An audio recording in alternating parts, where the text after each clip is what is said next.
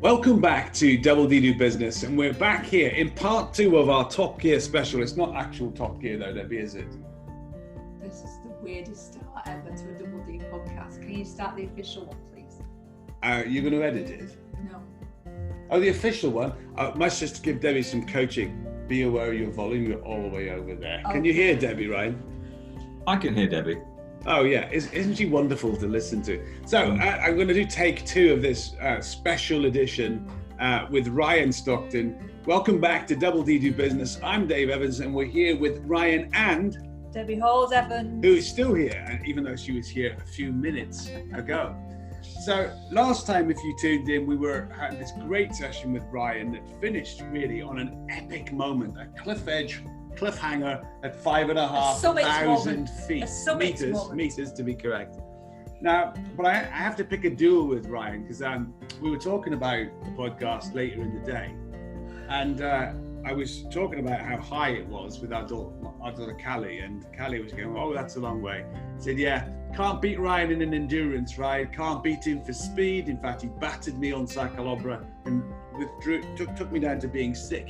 But I can go after the height, but even that now seems like you put that way out of reach with where you can go and do that. So congratulations to you. Welcome back, Ryan. Good morning. Thank you. Yeah. Hi. Hi. Hi. So what I would like to achieve out of this is, I know that it is a cycling adventure, and I think we did really well in part 1.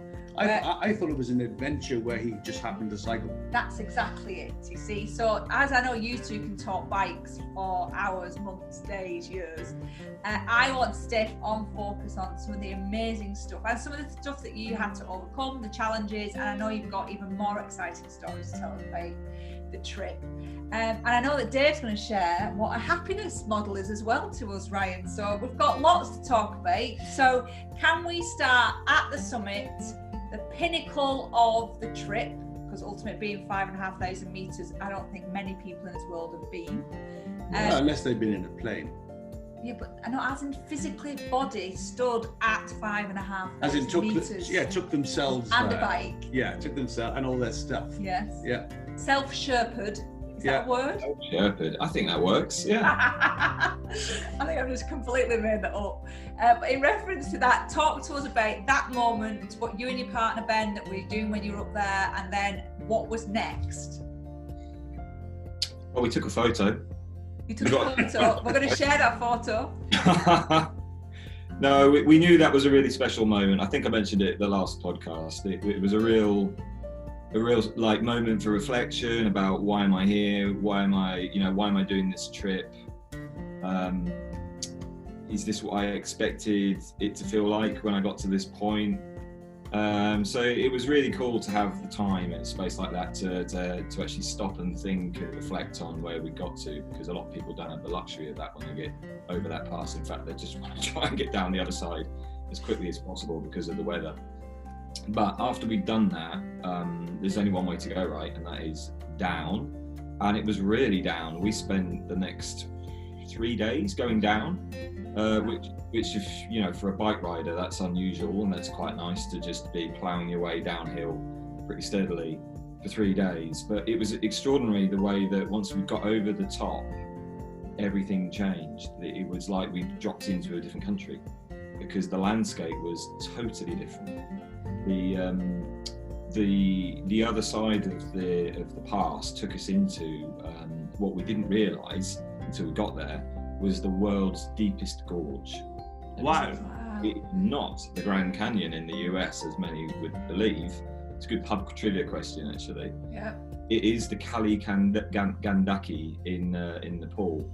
And this is what we dropped into, and it was like some crazy moonscape, huge landscape again, but totally different to anything we'd seen. And so you might think that dropping down from the hill, and quite often it is the case when you go up a big summit on a bike or on foot, that it's almost like the job's done when you start going down. But it was straight into a new adventure because everything was different. And how did you risk there? How did your wrist feel? Can I interrupt? Go back to that one in a minute. Can I just ask, you said there was some reflection at the top of the summit, and I think this is the bit that people can dismiss. So your goal was to get up there and actually see the world again. What did it feel like? Did it beat the anticipation that you thought it was going to be? Because you camped the night before, didn't you, as well, at altitude? We spent the night at 4,800 or something like that meters. Yeah, very high. But I would say it wasn't the only goal for the trip, for sure. It was one of the things we wanted to do, was to get very high on the bikes. But it wasn't the only goal. The wider goal was definitely to experience an adventure and experience the culture that we went to Nepal and India for. But yeah, I think it was definitely a moment where it's a feeling that you only get when you have to work really hard for something. And we had pushed and pedaled and cursed and sweated our way up to this high point for 7 days continuously. And the last couple of days were so hard to get the bikes up, because I think it was 35 kilos weight per bike, which is a lot. And with half the amount of oxygen that your body's used to having, it really makes a big difference. And it was so steep at the end as well. So you only really get that sense sometimes when you've really had to work hard for something, and you just get an immense amount of satisfaction from it, I think. When you've worked for something that you know is pretty rare, really. Rare amongst most people, but definitely rare in your own lifetime. I agree with that, and I love that. There's two moments there. So it's feel the moment and actually be in the moment, because we're brilliant at deleting those moments in our lives. If we, you don't need to go 5,500 meters to actually achieve that. There are things that we set ourselves. For some people, it's getting out of bed. That's an achievement, but actually we should be at that point in our life where we start to feel those moments and we really recognise them. And I love the fact that you said sense when you've worked for something, and actually, again, we delete these things really quickly in our lives. And we move on really fast. Just like delete, move on. Yeah, I think that those are really great points. So, before I go back to my point, I have to just say though, Ryan, I don't know what you're going on about, right? Because the weight you were carrying on your bike, I carry that everywhere.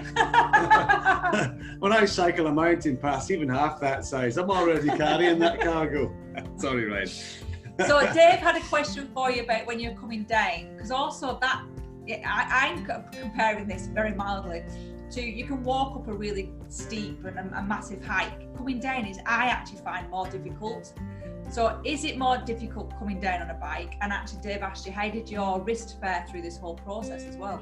Yeah, so it is more difficult riding down like off-road trails on a bike than it is probably going up them, particularly when you've got a lot of weight on the bike. So yes, it's true, but I think this trip was the right trip for myself and Ben to be doing at this stage in our lives, because we just had so much biking, experience beneath us. Yeah. But there was a lot of stuff that we didn't have to worry about, because we just knew how to do. So it was the right thing to do at the right stage in our lives, I think, and not having to worry about technically how we, looked after the bikes or how we rode the bikes.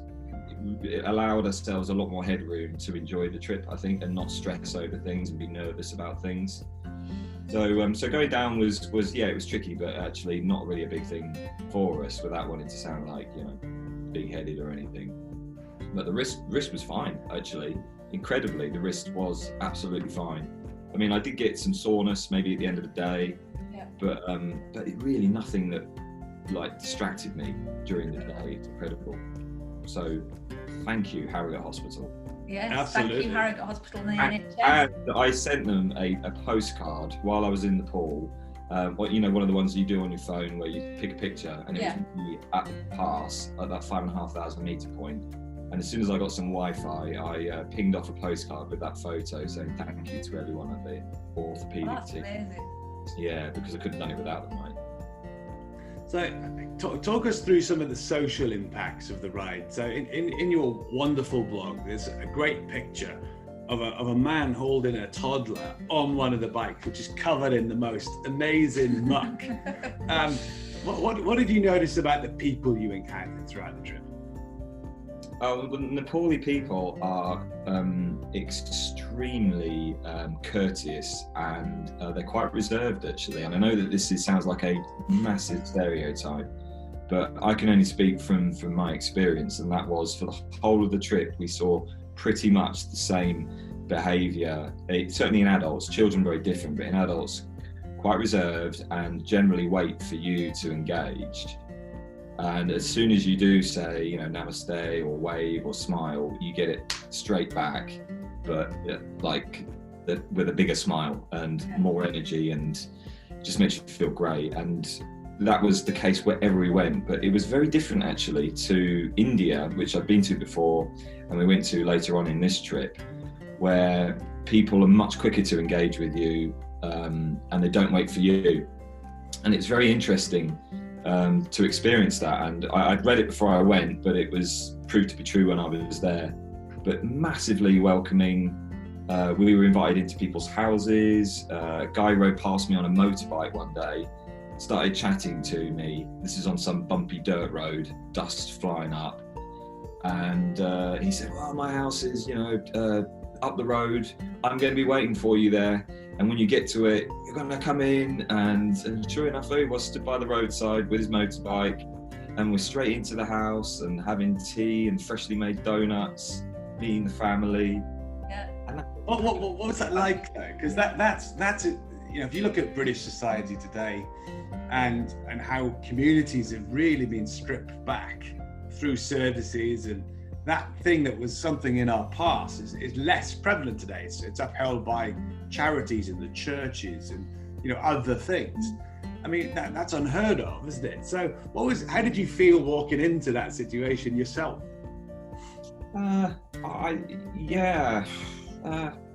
Grateful, I guess, and massively interested, really interested in how their family unit works. And it was lovely seeing the whole wider family in there doing different things. Someone was watching, actually they had a TV, someone was watching TV.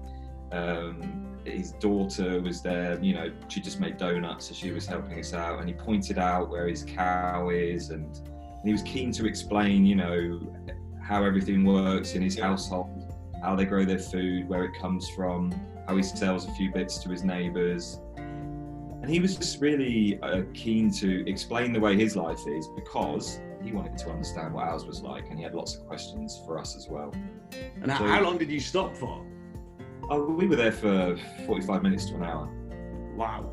Yeah, it was lovely. Yeah. And I think being interested in other people is a good thing, isn't it? And you get a lot of that when you travel through Nepal, is that people are very interested in you and your life, because they just want to know about it. Yeah. And I think we tune some of that down at home as well. We get less interested in other people because we're very busy getting on with our own stuff, aren't we, over here?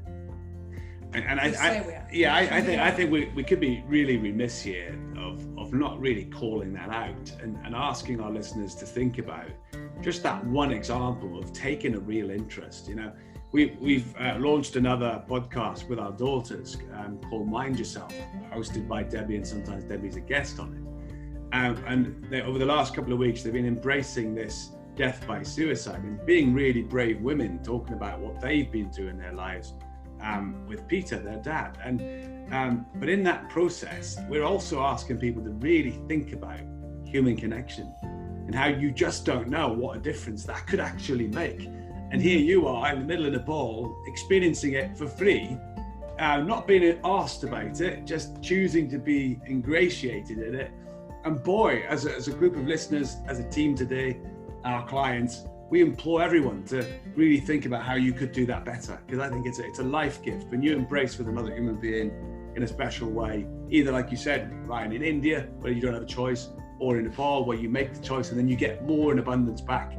Make that decision, see what happens next. I love that. And you did say in the first episode about you wanted to see from chaos what happened. Cultural chaos. Yeah, cultural chaos. And I love these great examples that you're taking us through. So continue the descent down the mountain pass and take us on what happened from there to take you to India, and give us a bit of a flavour of what that was like. Yeah, so obviously I can't do the whole trip verbatim, but suffice to say we carried on going downhill, and eventually when you get to the bottom of the hill it flattens out, and it did quite a lot. We actually realised at one point that obviously our trip was going to end in India, but the majority of it was in Nepal.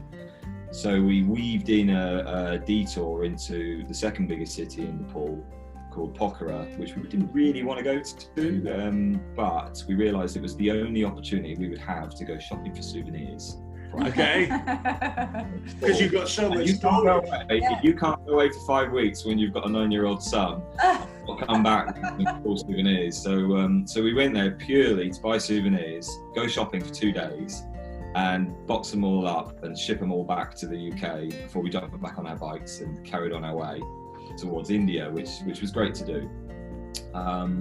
And after a bit more of the infamous hill country, which is, you know, alpine pass heights again, we hit the flatlands of the south, which is, if you remember the sandwich that I described, on there. And we were heading due west by now, and we decided that we really wanted to see some of the wildlife of Nepal, including the tigers that they've still got roaming wild. Okay. And that meant going quite a long way west on this flat land. And I guess it was time for another lesson in managing a trip like this, which was be prepared to change and adapt when your instinct's telling you it's the right thing to do. And we were faced with riding on very flat, pretty featureless terrain for the next 3-4 days. And after a day, I think day and a half of it, we just said, you know what, our time would be better spent in the jungle at the end of this stage, looking for wildlife, than it would be spending 3 or 4 days pretty much having the same day over and over again. Yeah. So we looked for a Jeep to take us there, and pay someone to basically drive us there with the bikes. And of course, that's another adventure, isn't it? So it's okay to say we're not going to ride this bit. It's all right not to do. But you're in a bike on your bike. But you're in a space where, how do you get a Jeep when you're in a you know, because we're not talking about hiring a car from a rental company, are we? How did you source a Jeep? We recognised that we were about to pass through what was going to be the last small town for quite a long time, so we stayed in that town and we rode around and we just started asking people, you know, as best we could. Speaking the power of sign language. So we were pointing at the bikes and we were using our hands like a steering wheel, twisting them from side to side and pointing, you know, down the road. And eventually we came across someone that spoke enough English to just about understand. And after a lot of conversations with a large group of people surrounding us, eventually we do manage to get a Jeep ready to take us to this game reserve at the far end of the country. And it's a long drive. It's a full, I don't know, 6-hour drive, 7-hour drive in a Jeep, but not in this Jeep. Because the Jeep that we got, the only Jeep that was available, was the worst Jeep in Nepal.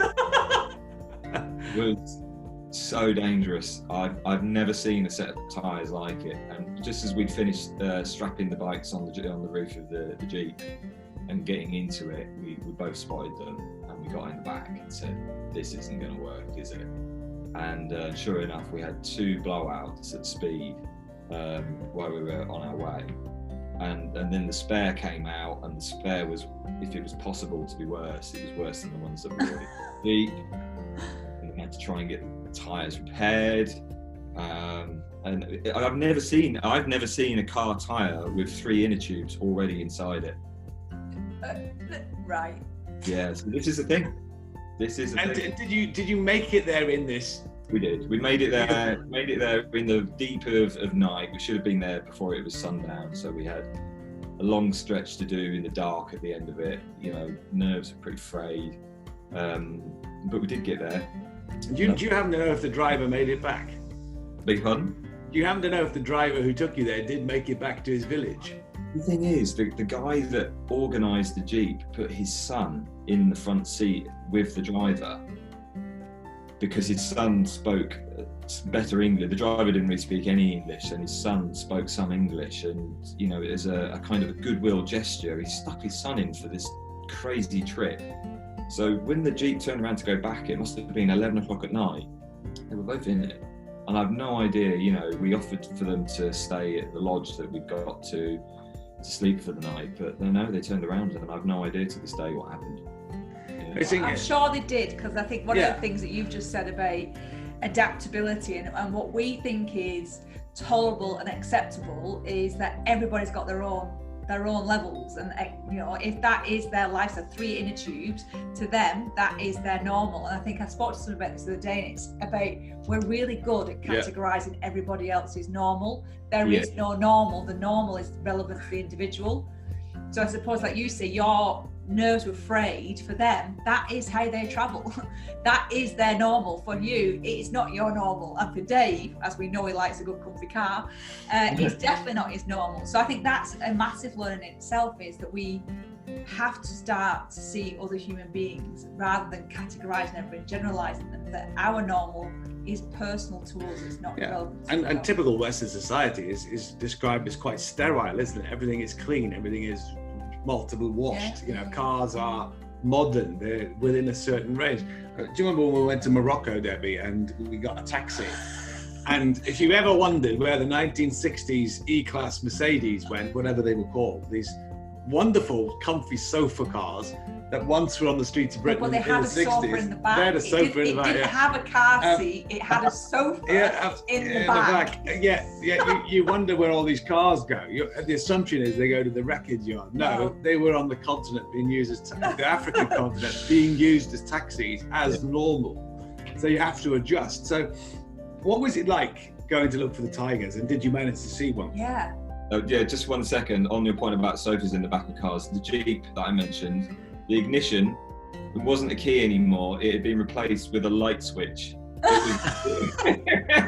It was a light switch like you would see on the wall in a really cheap house. I think that's a perfect sign of adaptability and skill, because if you can turn an ignition into a light switch, that's pretty impressive. Amazing. Anyway, so we what was it like looking for tigers? It was scary because we did it on foot, because apparently that's what you do when you went there. And so we rolled in with 2 Germans actually, who were working in NGOs out there, and they bumped off actually from their job for a few days to come and do this. And they said, "Yeah, we're going to go walk around with it, look for the tigers. It's going to be good." So we said, "Yeah, okay, we'll do that." And you went into the park, because it is still like in Africa, it is still a reserve, but they're wild, and it's huge space, massive, thousands of acres. And from the moment you walk in, no talking, just very quiet whispering and lots of hand signals about, we're going to move this way. And we've all been told how to move through the park, which is single file. Whoever's at the back has to be extra careful, because it's normally the person at the front or the person at the back that gets taken. The guide had a stick. Should the worst happen, he'd be ready with his stick. But we didn't have a stick, so we just had to. We had to keep close. So it was a totally different experience again. Just moving through this tall grass way up above our heads, following tiger footprints that are obviously fresh, and we'd found tiger droppings, and.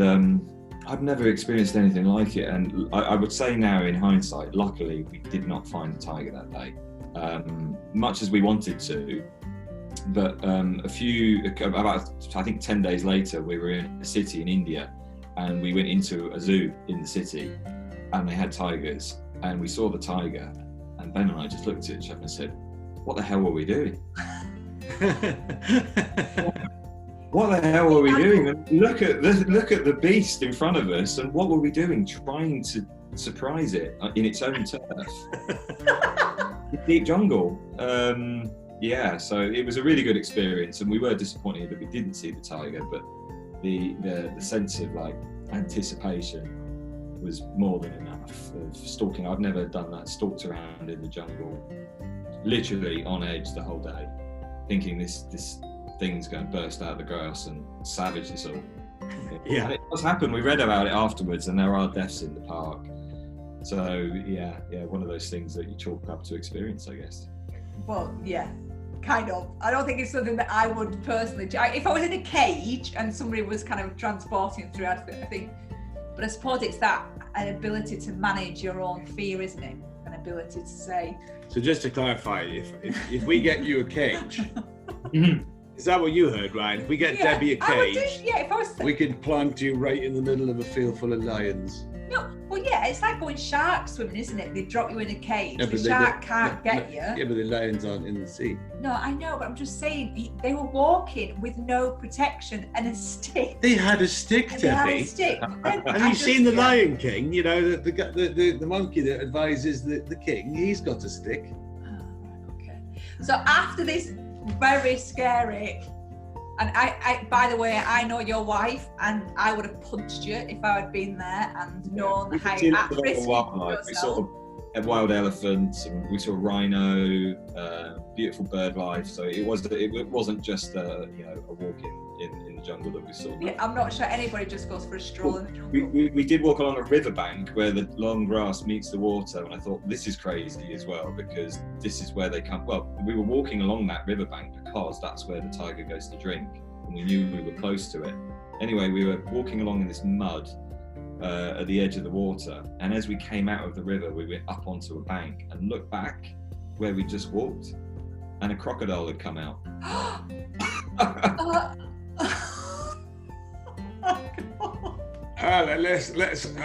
We should take a different tack for a moment and say how delighted we are you're here on the show. Yes, fantastic.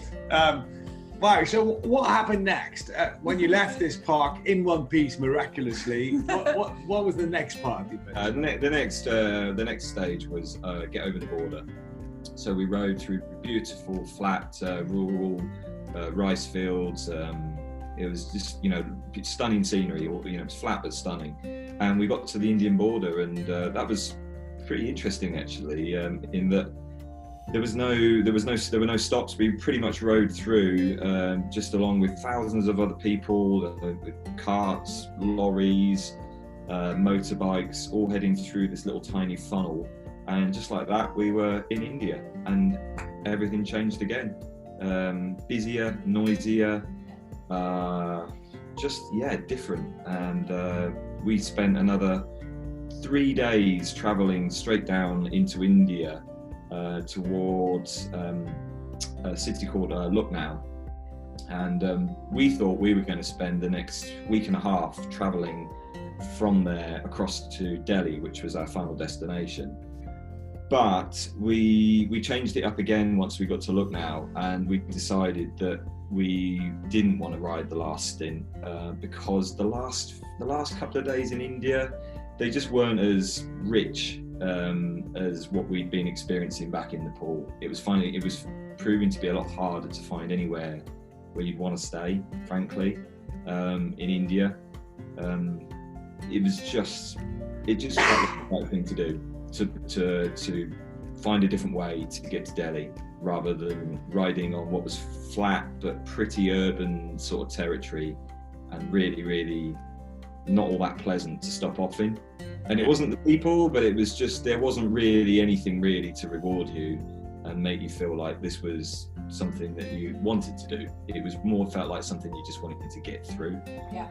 So we looked to the trains, and we found a way to get ourselves on the train from one city to another, 600 or 700 kilometers. But it turned out that the bikes couldn't go on the train. So then we had to find a way to get the bikes couriered ahead of us to Delhi. And that was difficult too, because it goes across states, and moving across states in India is quite a big thing when you've got goods. Right. But eventually we got it cracked, and we did a deal in the hotel lobby where we'd finished off and boxed up our bikes, having found cardboard boxes in the city, by the way. that would take the bikes, and that was a great adventure. And we handed over some money, and we expected when we went outside to go and get a cup of coffee in town to see the bikes being put into the back of a lorry, right, to start their journey. No, they're being roped onto the back of a rickshaw that is then pedalled off by a guy wearing, you know, just a piece of cloth around his waist, yeah, off into the city somewhere. And that was it. That was the last we saw of them. Whatever. No. All right, no. I was going to say, gosh. So there's another element for me here is that one of the things you have displayed throughout this whole trip is kind of true trust. Can I come down words there? True trust of other people as well, because you know that is and had been your mode of transport, self-chauffeuring, and now you've just surrendered it and allowed your trust to just embrace it and say, off we go, I'm going to see it at the other end.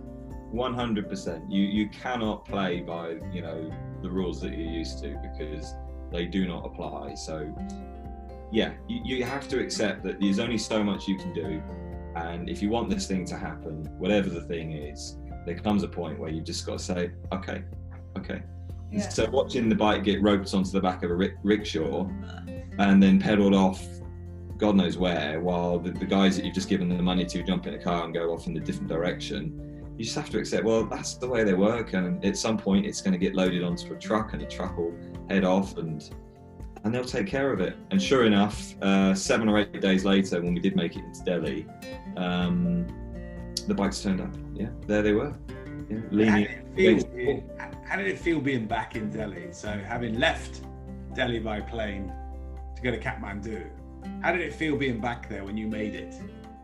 Yeah, that's a really strange feeling, actually. Really strange feeling. Not least because when we got to Delhi, we went and bought ourselves a nice pair of jeans and a fresh t-shirt and new trainers, because we'd only had literally like a couple of items each, you know, that we'd been furiously turning over every day after washing them. So it was great to be in Delhi and living a really different life. Actually, we felt like tourists. When we arrived, we felt like explorers the first time on our way off on a great adventure. But when we got back, we felt like tourists. We'd lost the identity of being in our shorts, covered in dirt, you know, having our bikes with us wherever we went. And now we just felt like we just blended into this massive city like any other tourist that was there. And it was kind of a strange feeling, really. Yeah. Yeah, that's really interesting interpretation, because you forget that. You know, I'm not a great tourist. I like to go into the bits that they don't really want you to go into and explore, and actually, like you said, go and experience somebody else's culture.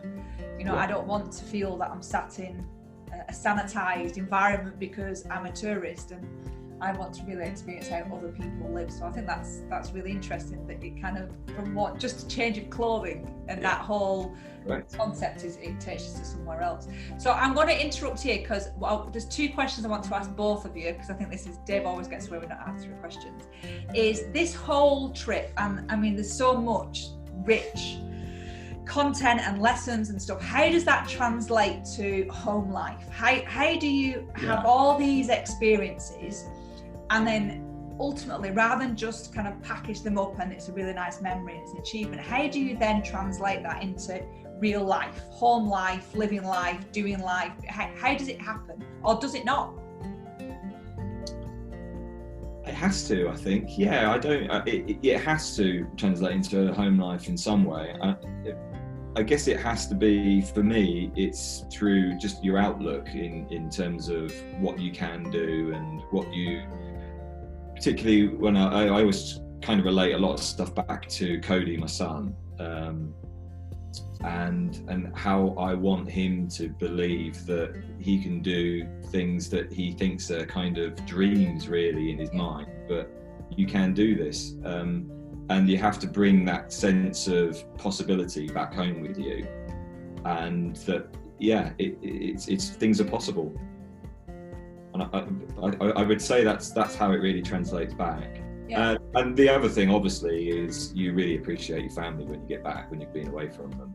And I definitely believe that a bit of absence away from what you love definitely makes you realise what's most important for you.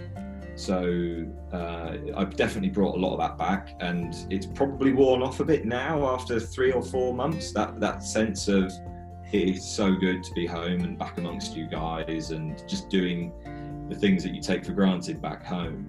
And I'm already now starting to think about what the next trip is going to be, because I do think getting away from, like I say, what you really value most can be quite a good thing to do. Yeah, I appreciate that, Dave. That's something for you to learn, isn't it? And we work together 24/7. Is that the appreciation or the opportunity to get away? I'll just book my ticket, Ryan. No.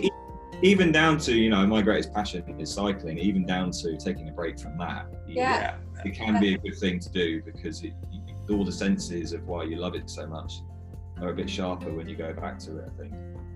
Well, I have to just give you some kudos I remember calling you last March, before you came out and taught me a lesson in what good standards are. I remember calling you, going halfway up Sacalobra, one of the best rides in the world of cycling, to go and get the chance to cycle, and just telling you that I was feeling like I wasn't there, and you gave me this advice that said, maybe change your training, don't lose your mojo this early in the season, otherwise it's going to turn into a chore. And you're absolutely right. Having that variation does give you that chance to stay in love with something you like doing. Did you say you wanted to ask me a question as well? Yes, you talked about, so from Ryan's perspective, is this translates into a much more growth mindset, possibility, openness. And the words I've written down are human kindness, respect, adaptability, and being flexible. We set a goal, and actually the goal can meander from A to Z in any which way possible, but you've still achieved it. It just so happens that you kept yourself really open. And I think that's actually how things go wrong, is when people aren't flexible or agile, or it can go wrong. So a happiness model is what? Because that kind of translates how I would see it. I think it connects up both worlds perfectly in terms of this special edition podcast, because most people think a happiness model is built upon a feeling, and that feeling can have things. That feeling can have, could be things you want to have in your home. It could be things you want to possess or own or build up in your life, money in the bank, control, right? Whereas a happiness model stripped all the way back is traditionally, and I think is permanently, none of those things. A happiness model is built around, and it stems, Ryan, from the world of neuro-linguistic programming at a source, but crosses 5 or 6 fields in one go. And we focus in on stimulus versus response, right? So stimulus versus response is, what is it that's going to make me happy? Do I even know, right? Not how do I feel about those things. You don't go there yet. And then you look around the world for examples, Debbie, and you have a look at the world and say, like Nepal, like you were sharing with us, Ryan, and you weigh up, what do they look at? My favorite example is to look at places in the world where humans don't have the choices that you, Ryan, or I have. So for example, if you went to parts of Syria in the midst of conflict, what are the human choices in play? They're not going to be, what car do you drive, are they? They're not going to be, how much money have I got? What clothes am I wearing? Which is what often we end up seeing people, listening to people talk about. So a happiness model is deciding, when you wake up in the morning, what is your happiness model? And for me, for example, Debbie, one of my top of my list is, I am delighted to wake up alive. Now let's pause. To the listeners, that might sound extreme. Unfortunately, millions of people didn't last night. Didn't get to embrace another day. So a happiness model is a really rich sense of things that are often so simple it's unheard of. Now, can you feed your family? Do you have a roof over your head tonight? Can you provide for those that you love? Now, I don't want to be too idealistic about it, but then I also do, because in my experience as a coach, it's never anything else. And taking people and stripping it all back, Ryan, like you've seen on your trip, right? Stripping it all the way back to what is it really? What do I take with me after this experience? That's what happiness really is. Does the person who you love the most know that you love them? And if they don't, what an opportunity. So let's just check, do you? Yes, I do. Oh, that's a relief, isn't it? Could have been in trouble there. So it's taking your happiness model right down to the basics of human needs in the world and asking, do you have it? Do you know what that is? And stopping to think, well, my top 5 happiness items are, and they're not things. Right. That makes sense? Yeah. Go on, Debbie. That didn't sound convincing, did it? Right? No, yeah. My brain's just sitting there translating how does that. So if I'm Ryan, I'm not Ryan. Yeah. If I'm Ryan and I've gone through this incredible adventure, but also just seeing life through a different lens ultimately, and actually seeing these different cultures, different people, how people can be human and be humankind, and I actually think that some of it is missing in our Western society. I really do believe that. I believe that we choose that, I'm so busy I can't have this conversation with you, why not? You're choosing. I am choosing not to respond. I am choosing not to connect. They're all choices.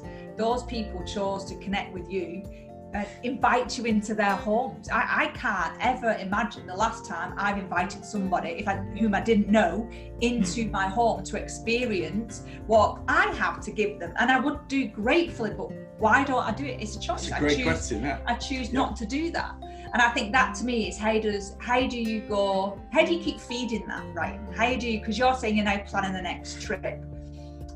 Is it a solo trip? Is it a dual trip? Is it a family trip? How do you continue to do that? Because like you said, I do believe it needs to be fed. We must ask him what his thoughts are, but going by his school talk that he did, I think my understanding is he's going to cycle to Mars. Is that right? So how do you feed that, Ryan? What are your thoughts, if any? I mean, I fed it a little bit by sharing my experience with a lot of kids when I got back. I mentioned offline between podcasts that I went to my son's school and spent a couple of hours chatting to 60 or so kids about my experiences, but really putting the emphasis on them about what do they think adventure is, how would they go about planning an adventure, where would they like to go, what would they like to see in the world, just using my experience as kind of a prompt for them, really. So that was a really nice way to feed what I came back with and keep it moving forwards, I suppose. And in terms of the next trip, I don't know at the moment. I really don't know what it will be at the moment. Literally, I've spent a couple of evenings with Google Maps up, but at world level, looking across the world and thinking about what the different countries I'm looking at mean to me and what I might want to know a bit more about them. But at the moment, I really don't know where it's going to take me or who it will. I think you need to cycle across Antarctica. Not sure that's even possible. On a bike sledge. On a bike sledge. Anyway, I don't think it's your choice. And no, I know. This is one of the things, just wrapping up, kind of tying it all together, is one of the things that you said on the last one is don't live someone else's life, live your own. And actually use this conversation that we've been having over these past 2 podcasts as an idea and an exploration of what is your own adventure. Whatever that adventure is. For some people it might be something as big as just seeing an old friend. As an adventure, it might be using a different form of transport. It could be, I love your example of talking to a group of 60 year 5s and telling story. That to me is one of the best examples of sharing, because people are so egotistical in today's society that we forget that the people that we should nurture and guide are the children. There's a whole Whitney Houston song, but I think there's a whole thing about we miss that, we delete it, we kind of see it as insignificant, and I just think that is incredible. That's where that story is. But you can flip it both ways. Einstein went to school. And I put that out there as a thought for all the reasons you can imagine. You imagine that he was a child. So the responsibility of the teachers in his life was the same, and humans, leaders, parents, role models is the same. And I also love one of the things that you said, Brian, in that in-between podcast conversation about the school was, getting the children to consider that they could live out their own dream and not pursue somebody else's. And I love that, because I don't know an adult on this planet that couldn't think about that for long enough and adjust their plans, ideas, thoughts, actions. I think it's a really, really wonderful point. And go back just one step as well, the word possibility, about discovering what your own possibility is and being brave enough. You know, when you went to Kathmandu and you were telling us about your well-thought plans were relatively, let's see what happens to a degree, going right back to the first episode, how many of us could actually get off a plane, be in a foreign land and decide, I wonder what's going to happen next? I'm not sure it's for everybody, but the consideration is for everybody. You know, you don't have to do it. And that's what I love about your adventure. We said this in the first round, in the first episode. You bring to people, by sharing this with us on Double D Do Business, the chance to stop and think, what would I have done?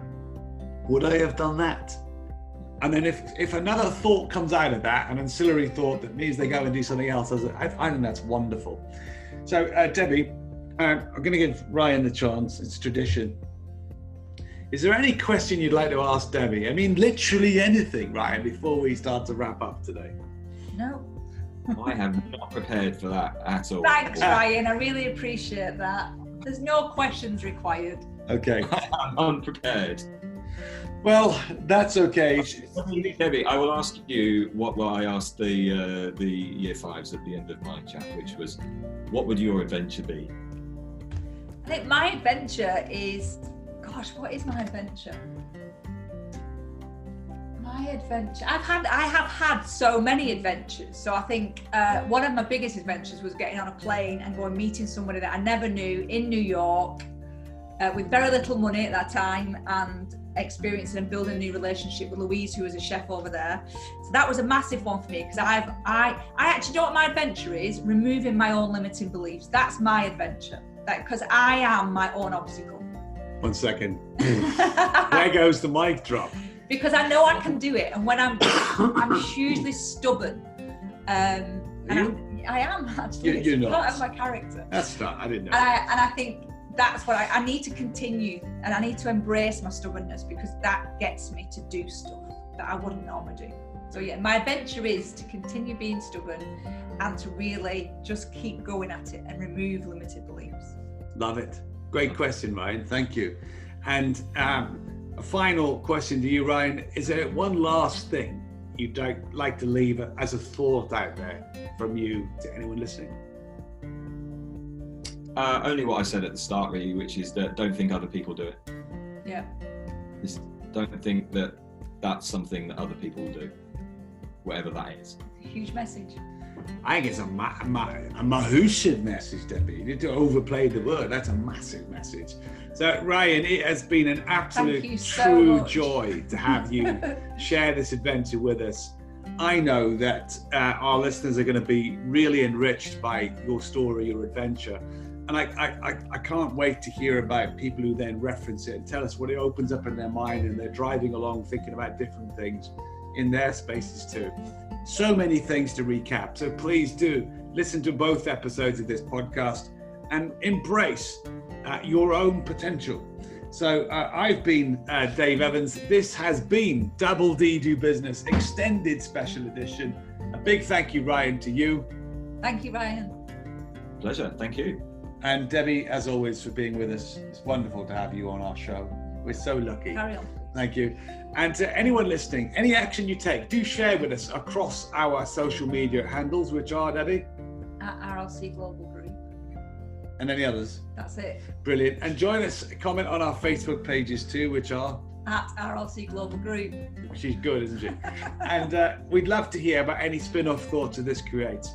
And to the rest of us, every success with your learning.